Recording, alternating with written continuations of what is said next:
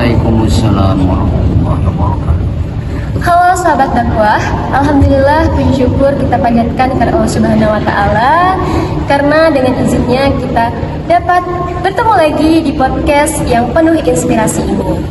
Nah, saya Bella Sartika akan memandu podcast kita pada kali ini. Tema kita kali ini adalah menghidupkan masjid, menggerakkan umat, peran takmir di era modern. Nah, pada kesempatan kali ini, alhamdulillah kita sudah kedatangan narasumber yang sangat luar biasa, yaitu Bapak Haji Tamar selaku Ketua Takmir di Masjid Al Istiqomah, Desa Petaling, Kecamatan Mendo Barat, Kabupaten Bangka, Provinsi Kepulauan Bangka Belitung. Nah, mungkin langsung saja ya kita sapa Bapak. Selamat sore Bapak. Bagaimana kabarnya? Alhamdulillah baik. Oke, mungkin langsung saja ya sahabat untuk kita berbincang-bincang dengan Bapak Haji Tamar ini. Bapak langsung ke pertanyaan saja ya Bapak ya. Bapak bisa tidak ceritakan sedikit tentang masjid ini, mungkin sejak kapan berdirinya, kemudian bagaimana sih aktivitas utamanya di masjid ini? Ya, berdirinya masjid ini kita lah sudah generasi ketiga kita ya. Jadi sebelum itu kita ada tahu, kita udah punya catatan. Yang jelas ini pada dasarnya mula asalnya masjidnya adalah kayu, ya, punya tiang, kemudian dipugar pada tahun 1996. 96 itu apa namanya permanen, nah, terus dipugar lagi tahun 2012 baru sampai sekarang. Yang punya sekarang ini berarti itu berdiri tahun 2013 ya, 2012 ya, apa lebih gitu ya. Jadi untuk apa tadi aktivitas alhamdulillah ya, untuk apa namanya sholat jamaah 5 waktu itu alhamdulillah tidak ketinggalan, alhamdulillah. Ya, jemaah juga, nah itu di pinggir jalan kan, nah itu agak ramai ya, lebih waktu zuhur, maghrib ya, dan isya ya, subuh juga ada jemaah. Ini adalah lepas kan, semenjak kita buka jalannya sampai jalan raya itu masjid alhamdulillah agak begitu apa namanya maju, kemudian agak begitu tenang, agak begitu apa namanya mudah diakses. Samping itu mobil kan, nah itu bisa parkir. Kami ada lahan parkir khusus mobil, khusus sepeda motor gitu. Alhamdulillah. Nah, jadi ini. Untuk kegiatan sholat jamaahnya itu rutin ya Pak ya? Rutin alhamdulillah. Kalau misalnya dari takmir sendiri itu apa aja sih Pak peran-perannya di masjid itu bagaimana? Iya, namanya takmir masjid ini adalah ngurus. Nah, apa namanya ini imam kan, peran kita imam. Kadang-kadang kita di samping imam itu ya yang namanya ini mendirikan pengajian ya. Setiap malam Sabtu masjidnya alhamdulillah ada pengajian tuh. Jadi kemudian malam Rabu juga kadang-kadang ada itu yang diasuh oleh Ustadz Umar ya, kadang-kadang dari Palembang untuk mengisi di sini ya. Kami juga takmir juga kadang-kadang mengisi juga malam Sabtu bisa ada. Tiap malam Sabtu tidak pernah kosong tuh ada jemaahnya, alhamdulillah. Itu pengajian Bapak gitu ya Pak? Pengajian kitab kuning. Nah, jelasnya itu ada pelajaran tauhid ya untuk akidah umat, ada fikih untuknya syariat umat, ada akhlak ya untuk tasawufnya umat, untuk kita tajwid ya, kita Al-Quran tajwid kita ajarkan, alhamdulillah di masjid. Selain apa namanya itu mengelola bagaimana pelaksanaan di masjid ini juga melaksanakan kegiatan-kegiatan gitu iya, ya. Iya, alhamdulillah ya, untuk setiap hari. Beda dengan bulan Ramadan kan ya, kadang-kadang ya imamnya jelas imam. Bulan Ramadan itu lebih aktif, lebih apa namanya hidup ya. Kegiatan keagamaan. Iya. Ini untuk jamaah, kadang-kadang kan petaling Banjar nih banyak masjidnya, 8 masjid tuh kan. Nah, ini jemaah itu berbagi. Nah, ini yang sholat Jumat di sini, sholat Jumat ya seluruh dua desa ini adalah kesepakatannya sholat di sini. Nah, karena untuk Petaling ini, Petaling Banjar, untuk rapat pertama dulu 3 hal: 1 masjid, 2 lahan pekuburan, 3 lapangan bola. Nah ini 1 Petaling Banjar ini tidak disahkan untuk apa namanya kegiatan itu. Nah, yang berlainan dengan Banjar ini urusan pemerintah. Nah, itu lain kadesnya, kan lain kawurnya dan lain sebagainya. Kok dengan adanya takmirnya sangat memudahkan sekali Pak ya kegiatan-kegiatan masyarakat. Alhamdulillah. Ya, alhamdulillah. Kalau untuk tantangan terbesarnya Pak, misalnya yang dihadapi dalam mengolah masjid ini sendiri itu apa? Maksudnya Tantangan yang terbesar, ya. Tantangan yang terbesar karena masjid tidak punya dana atau sumber. Nah itu, ya. Dana sumber atau misalnya umpama sawah atau kebun, ya kan, yang mana hasil itu dilimpahkan kepada masjid. Itu yang dana yang belum tercapai. Tapi rencananya lah mulai apa namanya melangkah, ya. Masjid ini lakunya kebun sawit sekarang ini 1 hektar, ya. Alhamdulillah sekarang sudah panen. Nah, itu tantangan besarnya itulah. Tidak ada sumber dana.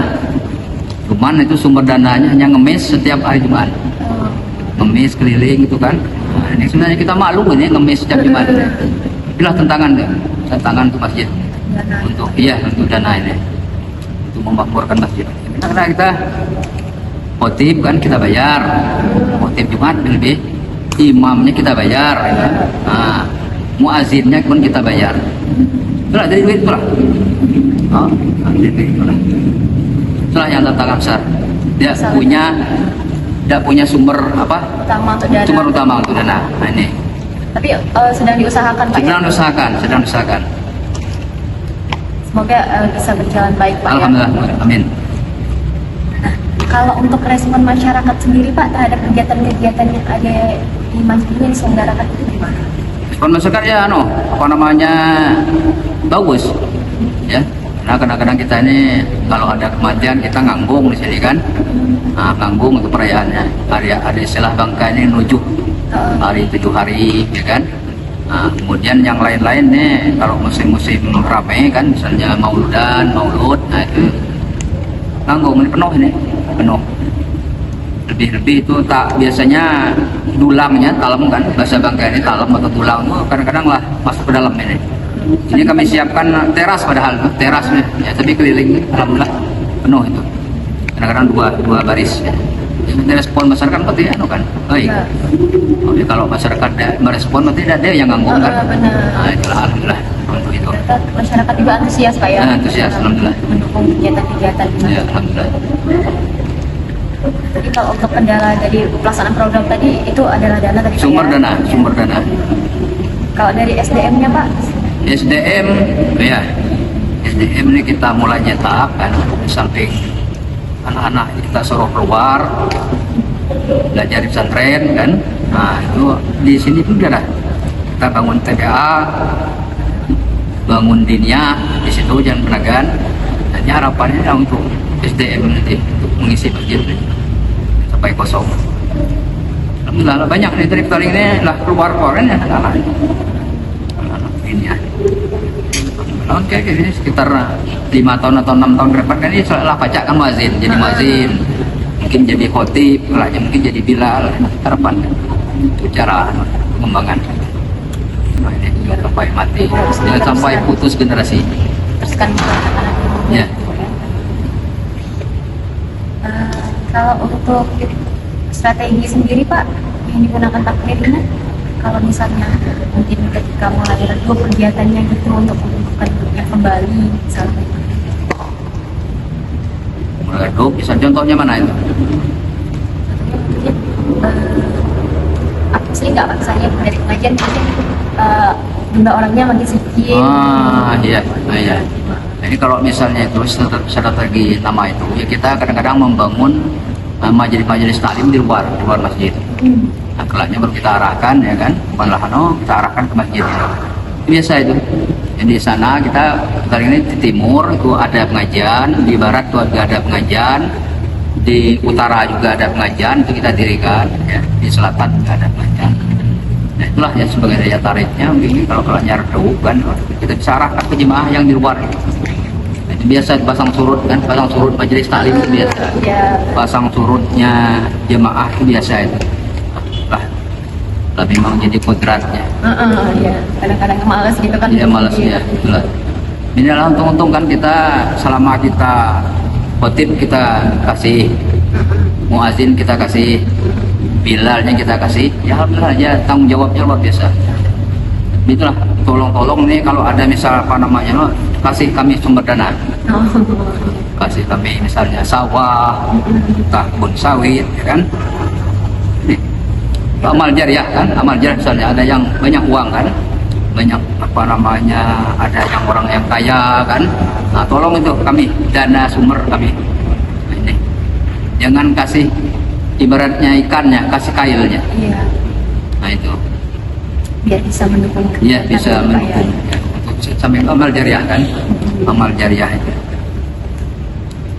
Nah, kalau Masjid Istiqomah sendiri itu memanfaatkan media sosial nggak Pak dalam kegiatan itu? Media sosial. Nah ini kami ini kalau misalnya di wawancara ya kami bisa. Nah, tapi ini sekarang nih yang utama sekali ini kami punya rekening gitu, punya rekening bank ya kan. Kemarin dibuat bendahara kami, dia agar supaya kelaknya yang infak itu bisa melalui itu. Tidak perlu di kotak amal kan. Nah, kotak amal karena kadang-kadang ada aman. Nah ini bisa itu langsung ke rekening kami. Itu kami punya.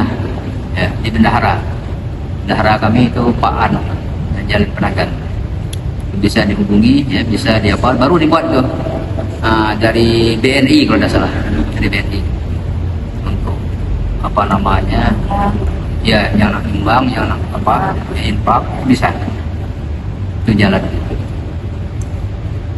Oke Pak, mungkin kita dari pengalaman ya Pak ya, kira-kira pelajaran berharga apa yang Bapak dapatkan selama menjadi ketua taklim Pak? Ini susah sakit ya, nama susah sakit ya. Ya ada yang senang, ada yang tidak. Iya, nah ini kita mengajak pada Luqman dan anaknya itu ceritanya kan, Luqman dan anaknya itu naik keledai. Nah, jadi omongan orang ini tidak cocok. Sementara bapaknya di atas keledai, anaknya yang di bawah. Anak ini tidak tahu diri kata orang banyak kan. Nah, jadi inilah nama pengalaman orang banyak ini yang kita harapkan itu sama dengannya. Yang jelas bagaimanapun jalannya punya 10 nilainya. Itu harapan kita. Kita kembali ke cerita tadi lah. Anaknya yang naik keledai kan, bapaknya yang narik. Anak kurang ajar, tidak tahu diri dengan orang tua. Akhirnya Luqman dan anak itu dipikul. Keledai itu diambil kayu dipikul.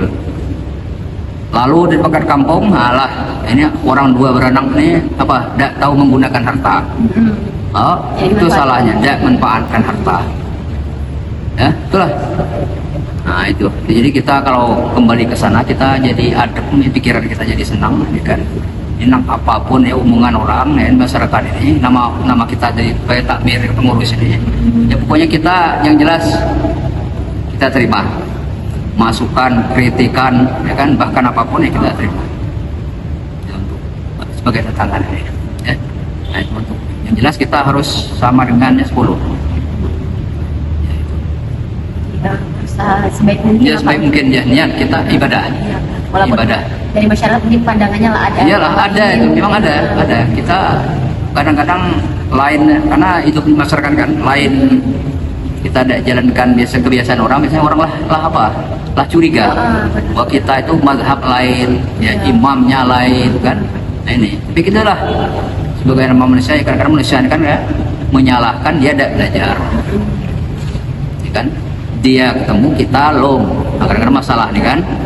Nah, kita ketemu dia belum, kita lah belajar dia belum, itulah yang harus kita sabar dalam menghadapi masyarakat.